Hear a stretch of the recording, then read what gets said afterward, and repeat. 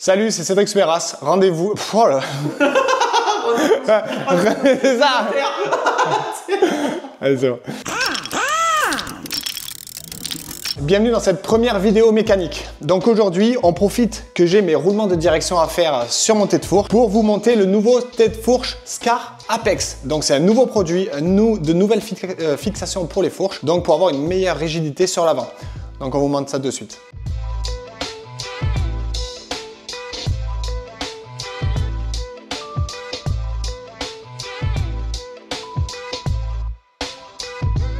On profitera ensuite pour parler de réglage et position de guidon. Donc je reçois beaucoup de messages, souvent me demandant mon galbe de guidon, mes réglages. Donc on abordera un petit peu les sujets, donc les leviers, l'inclinaison du guidon, l'avancement des pontées, donc très important en motocross, car suivant la discipline, que ce soit le sable, la terre, le supercross, j'arrive à avoir des réglages de pontée différents, des réglages de guidon différents. Je roule même avec deux guidons Scar différents, de différentes références.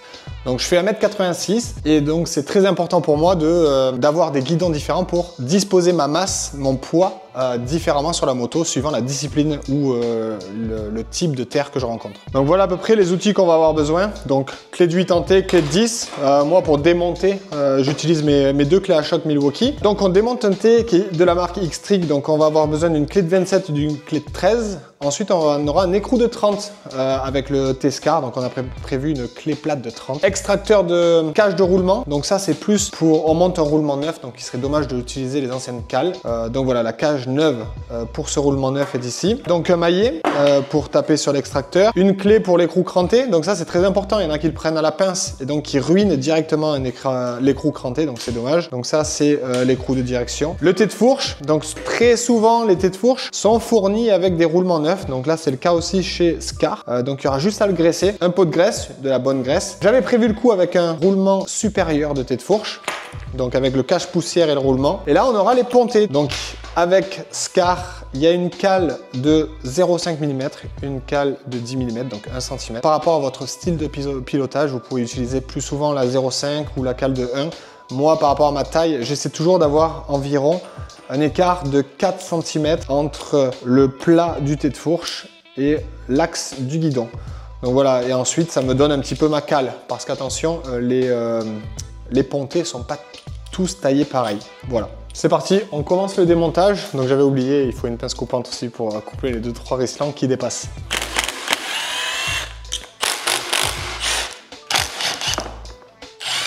Donc là, très souvent, les colonnes sont bloquées, donc il ne faut pas hésiter à mettre des grands coups pour un petit peu décoller tout ça.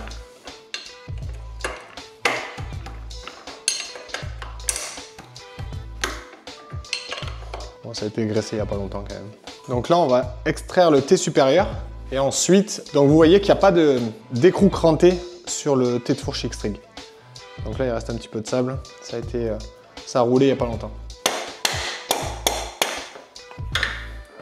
Petit coup de maillet pour sortir tout ça, bien plus pratique. N'utilisez surtout pas de marteau, ça pourrait vraiment marquer la colonne de direction. Donc là, je vais nettoyer la cage de roulement pour pouvoir l'extraire parce qu'elle est pleine de graisse. Sinon, mon extracteur va glisser dessus. Le roulement supérieur, on va le contrôler. On voit qu'il a été graissé, qu'il a été changé il n'y a pas si longtemps. On va le nettoyer au moindre petit accroc. Je changerai le roulement. Je ne prendrai pas de risque à mettre un roulement qui a déjà été usé. Donc il faut aussi bien contrôler l'intérieur. Donc n'hésitez pas à passer le doigt. Si vous sentez quelques aspérités ou des petits crans, ça veut dire que votre roulement ou votre cage de roulement est morte, donc changez surtout les deux, ne changez pas l'un ou l'autre. C'est très important de partir sur une paire neuve. Il est en bon état? Et là, pour ma part, par chance, il est vraiment en bon état. Il a été graissé régulièrement par mes soins. Et donc, même si j'ai fait quand même pas mal de sable, on voit qu'il est marqué, donc il ne faudra pas que je fasse beaucoup d'heures. Vous voyez, quand on commence à avoir ces petites aspérités colorées, ça veut dire que ça a chauffé, ça a frotté, donc forcément il ne faut pas aller bien plus loin. Ça se regraisse tous les coins en même temps, les roulements de colle? N'hésitez pas, les roulements de couronne... putain, N'hésitez pas, les roulements de colonne, c'est... moi, je fais un graissage à peu près déjà, je vais pas jusqu'à 10 heures. Hein. Dès que j'ai une course dans la boue, ou dans le sable, ou même sous l'eau, c'est vrai que sur la Kawasaki, on a tendance à de suite avoir un petit peu de terre qui rentre à l'intérieur, un peu plus que sur des anciens modèles sur lesquels j'ai roulé. Et donc, je les graisse assez régulièrement. On va dire qu'entre 5 et 6 heures, voire 10 heures, vraiment, si je fais du supercross et que je suis pas dans des conditions vraiment boueuses. Du coup, tu fais la même chose qu'au-dessus, mais en dessous. Voilà, je nettoie parce que celui-là, on va l'extraire. On va changer la cage. Et donc, je veux surtout pas que mon extracteur rip dessus. Pour extraire, j'utilise un maillet. On verra si ça fonctionne bien. Après, voilà, vu qu'on récupère pas la cage en dessous, même si je dois taper avec un marteau plus tard, je le ferai. Donc, ouais, il faut bien voir que ça prend sur le côté.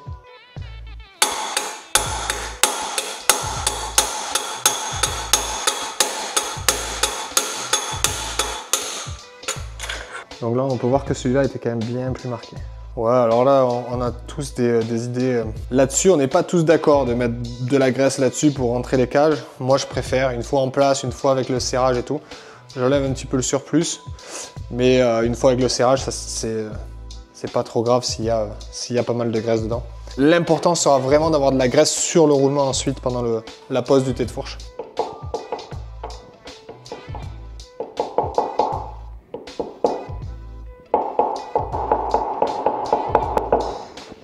Donc là, c'est là où il faut être généreux. Donc là, il ne faut pas hésiter à en mettre. Un sacré pâté.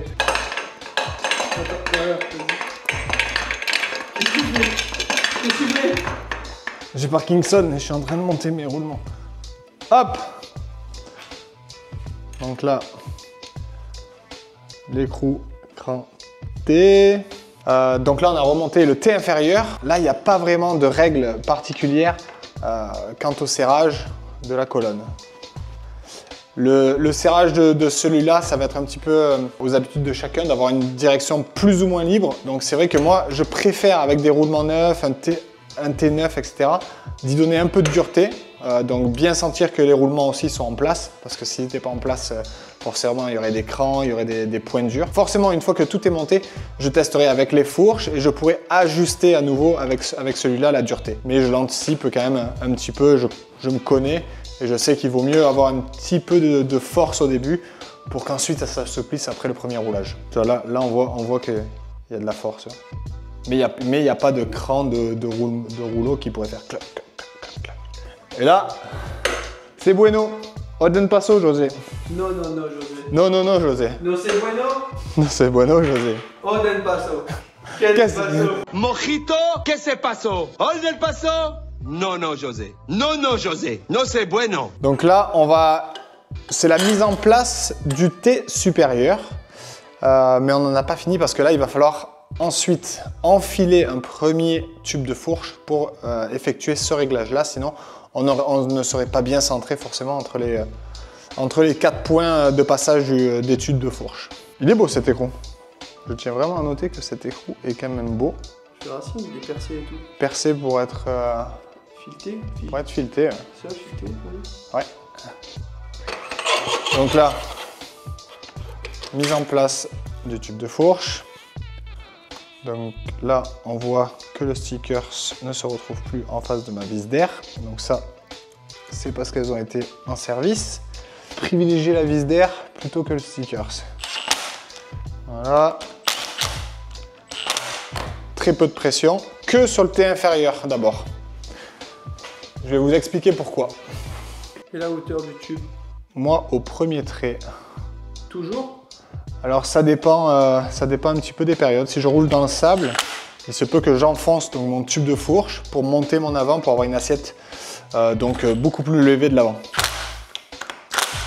Voilà. Donc là, quand ça claque, attention, hein, ça claque pas à 60 newtons, commencez pas à gueuler, vous allez voir que là c'est un réglage à 15 newtons et je dois même pas serrer à 6-7 avec la clé. Donc là, une fois ces deux en place, donc une fois ces deux tubes en place, vous voyez que les vis du haut sont encore bien ouverts. Donc ce qui va nous permettre de serrer tout en étant centré. Donc, vous allez voir, normalement même sur le serrage, on risque de gagner peut-être un millimètre, un demi-millimètre au niveau du trait du thé de fourche. Et là pareil, il ne faut pas hésiter à mettre beaucoup de pression. Dans tous les cas, on est en butée sur l'écrou cranté. Donc ce qui nous permet de donner un vrai serrage à la direction sans pour autant toucher la dureté de celle-ci. Et là, on voit que la direction n'a pas du tout changé de dureté, alors qu'on est bien serré. Pour ceux qui aiment utiliser la clé du dynamo, je ne sais pas réellement à quel point je suis un adepte de la clé dynamo, mais par contre pour ma colonne de direction, je pense que je suis aux alentours des 100 newtons, sans réellement savoir le serrage idéal pour celui-ci. Donc là, vraiment serrage à la clé dynamométrique pour les têtes de fourche. Donc le serrage annoncé est de 15 newtons sur les inférieurs, donc c'est très important parce qu'en serrant trop, vous pouvez choper des points durs. Donc ça ne sert à rien d'aller faire des sittings chez des préparateurs si d'un coup vous serrez, admettons, ces vis inférieures à plus de 20-22 newtons. Ça va ruiner les fourches et ça va vraiment vous faire des points durs. Donc 15 newtons sur le T inférieur. Ensuite le T supérieur qui a beaucoup moins d'influence sur le fonctionnement de la fourche, je m'accorde un serrage à 20 newtons. Donc forcément il y a 17 newtons, 18 newtons suivant les fabricants de T de fourche de serrage, mais il y a quand même beaucoup moins de contraintes et c'est vrai que souvent à la vitesse où on rentre dans les ornières, il se peut que ça puisse faire tourner un petit peu nos tubes de fourche si on ne serre pas correctement. Donc là je mets un premier serrage à 15 newtons et ensuite je viendrai mettre 20 newtons. Donc là on va monter les pontées, donc on n'hésite pas à mettre du Loctite. Mais avec ce nouveau système, avec ces vis directement à l'intérieur, ce qui est bien, c'est que même si ça venait à se desserrer, en fait, le vis viendrait buter dans le guidon. Donc forcément, ça donnerait du jeu, on aurait le temps de s'en rendre compte pour venir resserrer à nouveau. Alors qu'avant, on avait une vis et donc un écrou derrière. Et donc une fois que l'écrou pouvait éventuellement se desserrer, le guidon pouvait sortir de les têtes de fourche pouvaient sortir. Donc moi, je suis sur le trou du milieu. Donc là, je vais partir sur un truc basique que j'avais sur les X-Trig. Donc j'étais trou du milieu, avec mon guidon quand même qui est, alors voilà, c'est excentrique, hein, c'est pas centré, c'est volontaire, c'est pour avoir donc 3 positions fois 2 parce qu'il y a devant derrière, donc ça nous laisse 6 possibilités de position donc sur ce nouveau T Scar Apex. Avant de parler de réglage de guidon, donc en avancement, plus en arrière, plus en avant, moi la première chose que je regarde c'est avec les poignées parce qu'on sait très bien que la poignée d'accélérateur a toujours un léger espace du guidon. Je regarde à ce que ce soit bien centré. Donc c'est-à-dire que je mesure de l'extrémité de la poignée donc jusqu'au vis opposé. On prend un point de repère qui peut être donc surtout identique à l'autre côté. Donc là on voit que j'ai 46,1 et donc en faisant ça j'ai 45,8. Donc on voit qu'il faut que je ramène encore le guidon vers la droite. Donc c'est juste pour avoir vraiment les deux mains du même vraiment aux mêmes emplacements. Donc voilà, dans un premier temps, vraiment, je vous conseille de partir sur une position assez neutre. Donc c'est-à-dire on se met sur le côté et on regarde que le guidon soit dans l'alignement des fourches. Je connais très peu de pilotes qui rouleront avec un guidon donc avancé par rapport à l'alignement des fourches. Donc ce que je vous conseille, c'est déjà de partir dans un premier temps vraiment aligné aux fourches, très légèrement en arrière par rapport aux fourches. Quand je parle très légèrement, c'est vraiment léger. Mais c'est vrai qu'au tout début, ne commencez pas à prendre une position de freestyle, ça sert absolument à rien. Il n'y aura aucun feeling sur la roue avant, beaucoup d'aspects de guidonnage au freinage si le guidon est trop en avant. Donc voilà, une fois tout monté, on va faire une toute petite aparté niveau réglage guidon. Donc là, on est vraiment sur une position assez neutre au niveau du guidon qui est dans l'alignement des fourches. Alors pour garder vraiment un aspect ISO à chaque fois que je vais régler mon guidon, je mets vraiment les deux roues par terre dans un endroit qui est le plus horizontal possible. Donc là, on voit que mes leviers sont pas du tout à la même hauteur. Il y a pas mal de réglages à faire. Donc moi, ce que je fais, c'est que déjà, une fois sur la moto, il y a un truc qui est pratique, c'est que déjà, on a tous un iPhone maintenant. Et donc, une fois qu'on a trouvé nos bons réglages, on peut utiliser cet iPhone pour se rappeler de l'inclinaison. Donc jusqu'à moins 26% ou plus, ou jusqu'à 2, 3, 4 degrés suivant les réglages. Donc ce que vous voulez, dans un premier temps, vous faites votre réglage, vous trouvez un petit peu dans l'alignement. Très souvent, c'est un petit peu dans l'alignement des coudes. Moi j'ai toujours eu les leviers un petit peu haut. Et ensuite, mon réglage s'est posé sur un moins 15%. Donc je vais vous montrer donc, le niveau. Et moi voilà. Donc là, c'est même pas un coup de bol, je l'ai senti. Donc moi, je suis entre moins 15 et moins 16%. On est pile à moins 15. Donc voilà, je tapote avec le téléphone parce que si on appuie plus, on va dérégler. Mais voilà, je tapote avec le téléphone, je suis à moins 15%.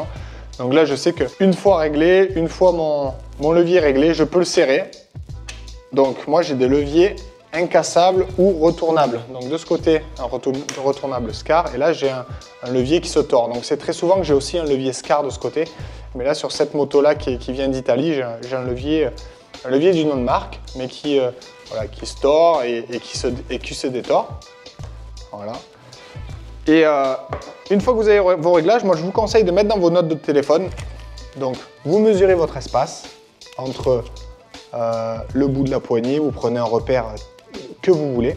Donc là, admettons, je suis presque à 9 cm jusqu'au grip de la poignée, par exemple. Et puis quand vous avez ces deux informations, donc l'inclinaison plus cette distance-là, vous pouvez, sur n'importe quelle moto ou après une chute, ou admettons vous tombez aux essais et avant la course, vous voulez vous remettre dans une position que vous connaissez, vous avez exactement dans vos notes de téléphone les mesures et l'inclinaison parfaite. Bon voilà, j'espère que ce premier épisode un petit peu mécanique vous aura plu.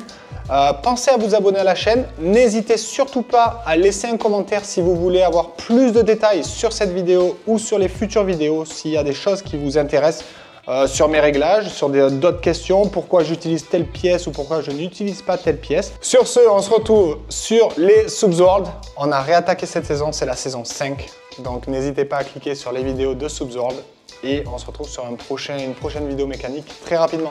À très bientôt.